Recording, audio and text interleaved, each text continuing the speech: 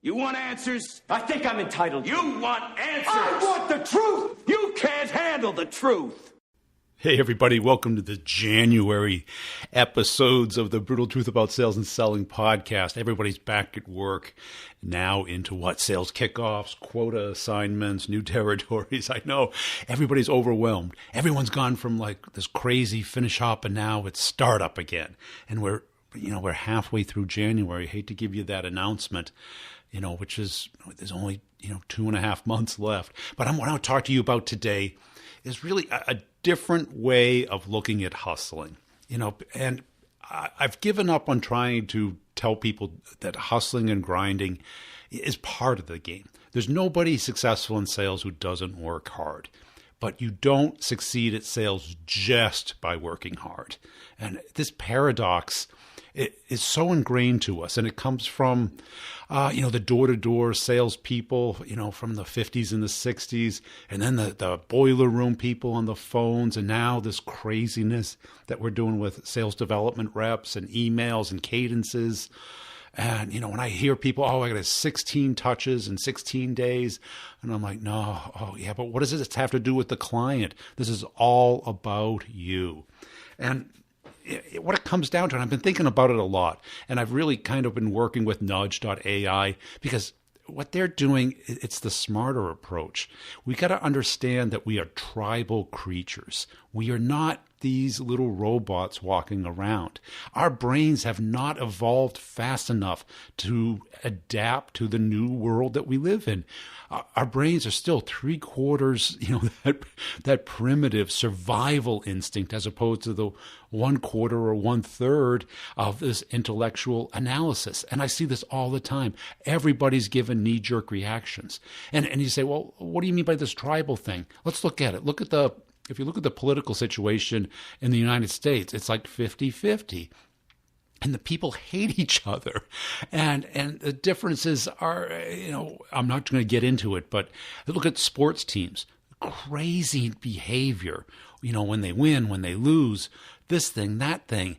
And if you look at neighborhoods and races and ethnic groups and topics, and we're creating vocabularies based off of our perceived gender or what we identify as. This is all tribal behavior. I'm not saying it's right or wrong. I just want you to be aware of it. And it exists at every level. Think of cliques in high school. Think of sports teams, neighborhoods, gangs, friendships, and how vicious people can be when people are outside their tribe, and how hard it is to get into the tribe. What do you mean by tribe? What does this have to do with business, Brian? Well, when we're selling, we're unknown. We're outside the tribe. The tribe is the company, the group within the company, the political cliques within that company.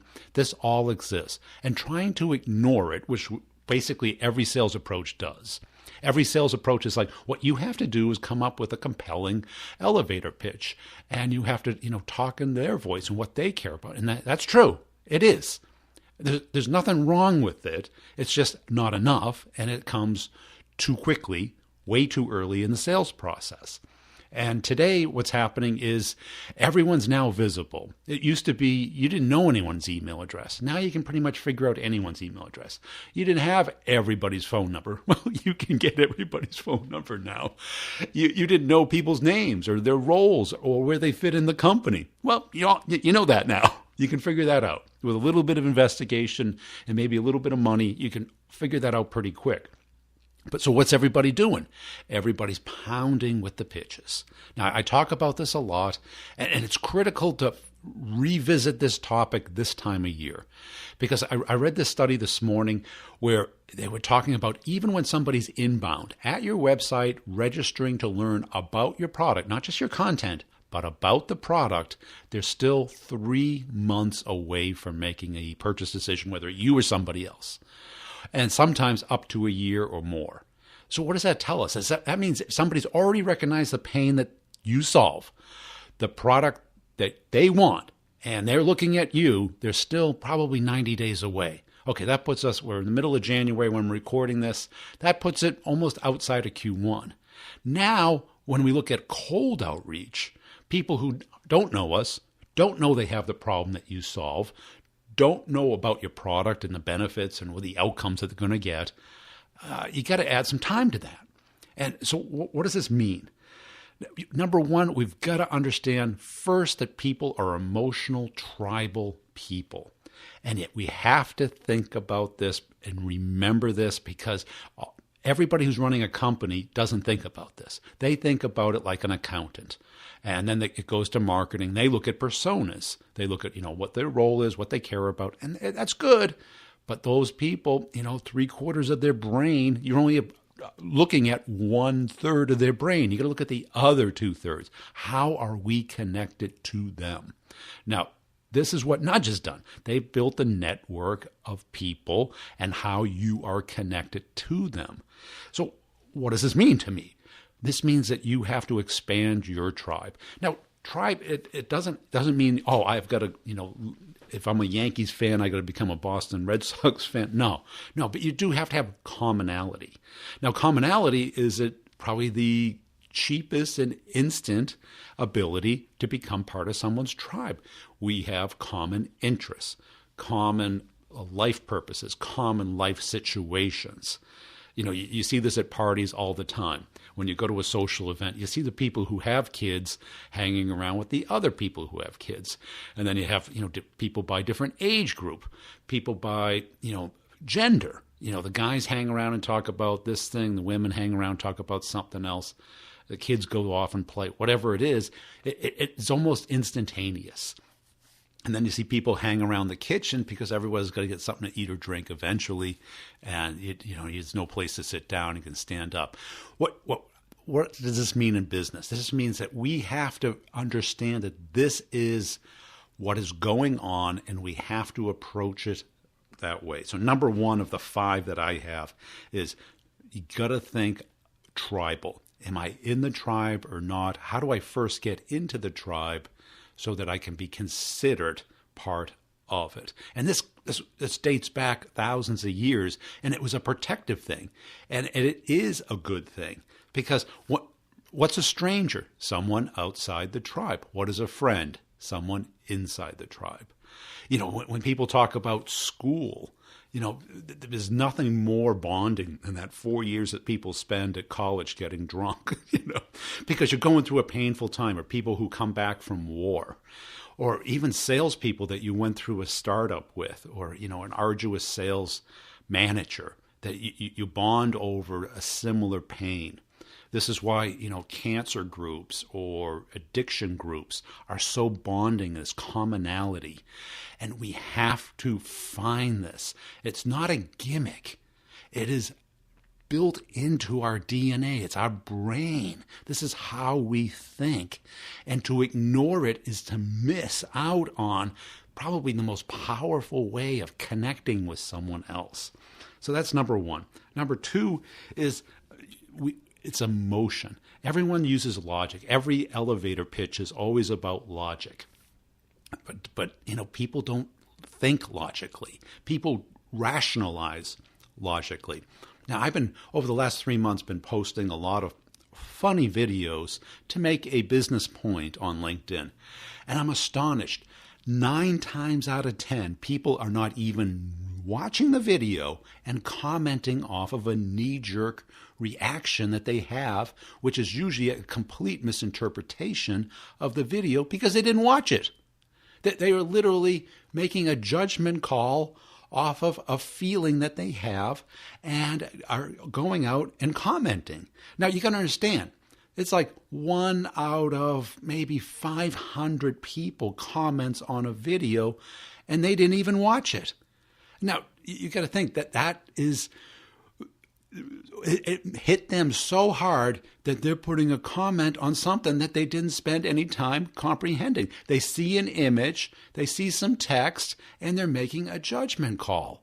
And think about, this is why elections are so crazy, is that people are making life directional judgment calls off of feelings. And if you think that's wrong, like when they say, oh, they weaponized LinkedIn or Twitter and Facebook, and it's like, well, so what? They didn't shoot anybody.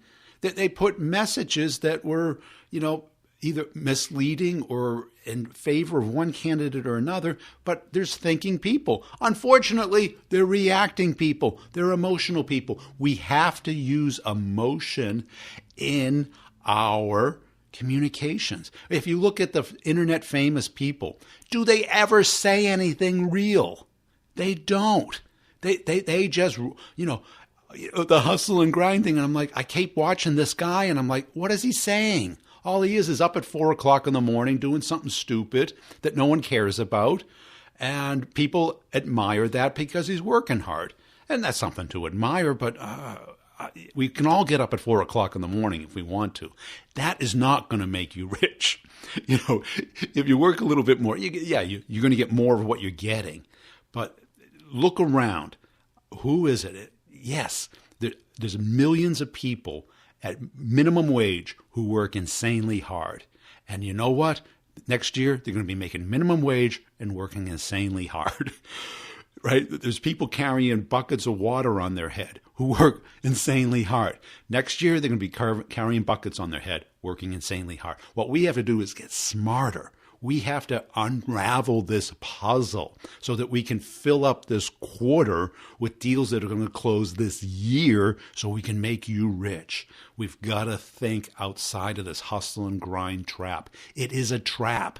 I am telling you, it is the biggest scam going on. Why? Because it turns off our brain to not look for what is really going to make a difference. Why? Because we're hypnotized into this activity that we feel good about, but it isn't getting us any further. It's like having a backhoe next to a ditch, and they're like, you use the shovel. I go, well, why don't I spend a week, get on YouTube, and learn how to drive a backhoe, and then I can dig this hole in an hour. There's different approaches. You do what you want, I'll do what I want. But people love and they're addicted to us. Because why? Because you ask any successful people, I worked insanely hard. Did they? Yes, they did. But so did the person next to them. So did the person next to on the other side. But guess what happened? Somebody worked smarter. Somebody owned the company as opposed to being employed at the company. This is the difference. And we're socialized to believe that is enough. It is no longer enough. It isn't. There's millions of people on the internet producing content that aren't having the success of these people.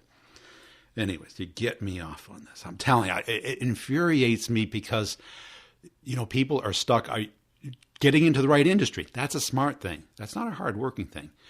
Getting into the right role. That's a smart thing, not a hard-working thing. Finding the right manager that's going to support you and guide you and help you move your career. That's a smart thing. That's not a hard thing. Focusing on the right things. Smart thing, not a hard thing. Right?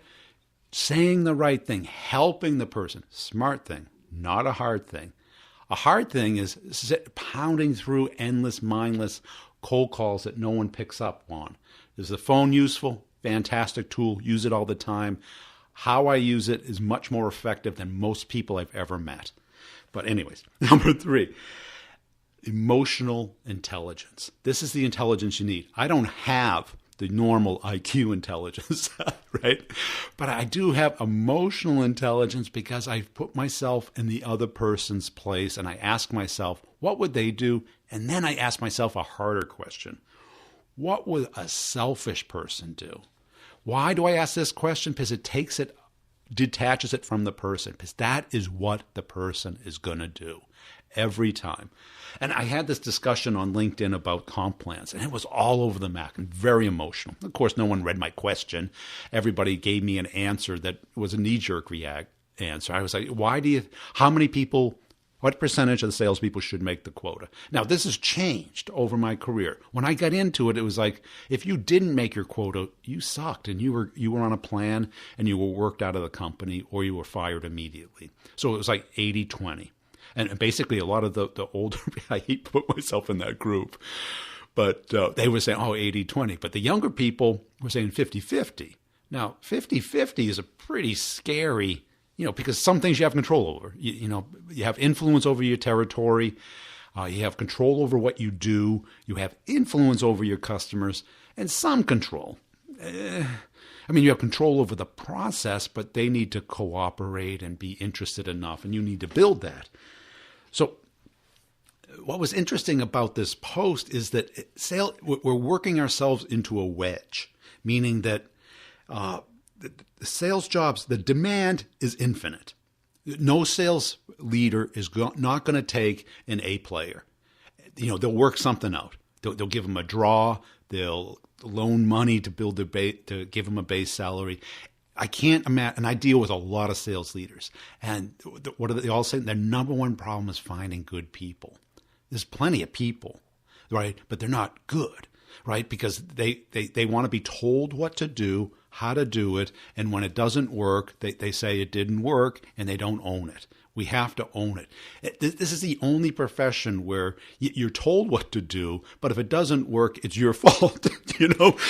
No one would tell a marketing person, yeah, we want to go to that trade show, and I need you to be there and make sure there's a booth and everything. And if it doesn't work, it's the trade show's fault. In sales, the manager tells the salesperson to make the 50 calls, the 100 emails, and if it doesn't work, it's their fault. They did it wrong. But no, I used your template. I said what you told me to, and it didn't work.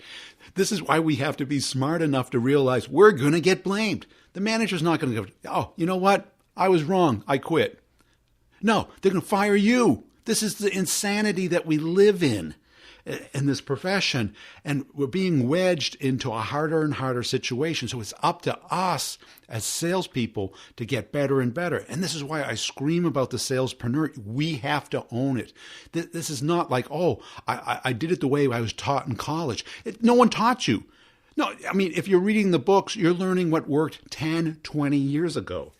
I was listening to another podcast, and the Bible of Silicon Valley. This thing is now 15 years old from the time this guy left the company. And it worked back then. It did. And, we all knew that back then. And, this referral email stuff. And it's like, yeah, today it doesn't work. Try it. The effectiveness has gone down because it's the same thing. It got saturated. It's not his fault. Smart guy. Bright guy, starts his own company. It's going nowhere. Why? Because his approach is obsolete. And now we listen to these books or read these books, and it's like, yes, this did work. Doesn't anymore. It's dynamic. So do we blame the book? No. But where does this leave us? We've got to go back to the core. And this is why I say I change up my approach, to say, weekly or something. But once I start seeing it not working as much, I got to ask myself why. I step back and I slow it down and I break it into pieces and I come up with another approach. And it's happening faster and faster. Okay, enough of that. Number 4, once we do find something that works, we got to have habits. What is your daily plan? If each day looks different, you're doing a disruptive thing to yourself. If you have to sit around wondering what you're going to wear the next day, what time you're going to get up, what are you going to do? Every Monday should look like every Monday. It's boring as hell, but what it does is it frees up our brain to work on what matters. What color shoes you're wearing, or, your belt, or, all these little things don't matter. But if you're getting up at a different time, it's terrible for your body. If you're wondering what to eat for breakfast every day is different, it's terrible because it takes up a lot of brain power that you need to apply. Each day, each Monday should look the same. Each week should look pretty much the same. Instead of being dragged around by the internal requirements, believe me, I spent most of my career escaping these things. Always have a meeting in mind, because your manager, will always let you veto their request if you have a revenue activity in mind. Have one ready. Have one ready. Have some big deal that you can pull out at a moment's notice to get the hell out of some bonehead meeting that is just a waste of your time. I'm telling you this while you're having a sales kickoff, right? Where you're spending a week, sitting around looking at last year and drinking too much coffee, getting sick, going home and trying to get over your cold. like I am. So number 5, I kind of covered this, but you got to think about when you're wondering what someone's going to do, what would a selfish person do? This is so important, and it's like the number one maverick law. And I look at it, and it just tells me everything I need to know about people. Because I get 20 emails a day. Somebody, they all start the same. Love the podcast. Where do I go to learn more about it? Well, if you loved it, you would know where to go to look. They don't listen to the show. They want me to put their product on the show, their thought leader on the show, their book on the show. And I'm like, everybody's out for themselves. And, when I'm nice enough to have somebody on the show that's marginal, they don't share it. They go dark. Everybody's out for themselves. And I say to myself, what would a selfish person, they come up with some bonehead email and send it to somebody instead of trying to, build some type of connection with me, some type of mutual beneficial thing. So those are my 5 smarter ways of hustling. I have nothing against the hustle and grind culture other than people buying into that's enough. It's not enough. I mean, I work insanely hard. Literally this week, this month, I'm only 2 weeks into it, I haven't taken a day off. And I'm passionate about it. And I like doing it, and I love doing it. But, every day I'm like, is this thing the smart thing to do? Is this the right thing to do? And I'm looking, and I thought, like all salespeople, all these things were going to come through the first couple of weeks in January, and they're getting delayed. Anyways, enough of my ranting. I wanted to get this out because I want you to go to nudge.ai, check out their blog, because what their tool does is it gives you visibility into your relationships, and make it a habit of adding at least one connection. And I don't mean just a connection. I mean some type of relationship with somebody else. Start from your inner circle. If you're not connected to like all your friends from college, all your friends that you party with, all your sports friends that are relevant to your business, and ask them to introduce you to one other person. Look at their connections. Look who most frequently views their profile. Give a little introduction. Hey, I like your profile. And if you start moving your circle out and out, think of it as a snowball, just one a day. Now imagine a year later, you got 365 people that now can help you and that you can help, because now your tribe is expanding. And if you ignore your tribe, you're going to be on the outside. And we're all trying to get into other people's tribes all day long. And we've got to view it that way and say, how do I get into the tribe? You got to bring something. You got to be aligned with them. You got to help them. I hope this has been helpful. Look, the course is rocking. It's now out of beta. It's a living course, meaning you don't just take it once. It's going to be a continuously evolving. More content is put in every week. So if you're in it already, go back, take a look at the new pieces I put in. It's going to be kind of crowdsourced. It's going to be based off of what you're experiencing. And I added this new option. You can pay for it over 6 months, so it'll pay for itself by the time you're done with it. It'll pay for itself in 2 to 4 weeks. You'll get meetings that you could not get before. And then after a month or so, you'll be able to have a system that you can either automate or outsource and then turn it into a machine. I've got a machine going right now, and it's working. Probably going to change in 3 months, but it's working for now. Thanks for listening. Also, check out Pipedrive. Pipedrive's got the new smart contacts. Go to the settings, simply turn it on, and then at any company or contact that has an email, you'll see a little tab that says Smart Contact. Click it. It'll give you all the information you need about it. No need to type it in like it's 2017 or something. Okay, let's get into this. This is going to be a big year, and let me know how I can help. I want to know the truth, because deep down in places that you don't talk about are team and management meetings. You want me on that call. You need me on that call. We use words like fleet view, volume control, total cost of ownership. We use these words as a backbone of a life spent negotiating something. You use them as a punchline I have neither the time nor inclination to explain myself to people who rise and sleep under the very blanket of revenue that I provide and then question the manner in which I provide it. I would rather you just said thank you and went on your way. Otherwise, may I suggest you pick up a phone and make some sales calls. Either way, I don't give a damn what you think you're entitled to. Did you expense the lap dances? I did the job I was hired Did you to- expense the lap dances? You're goddamn right I did!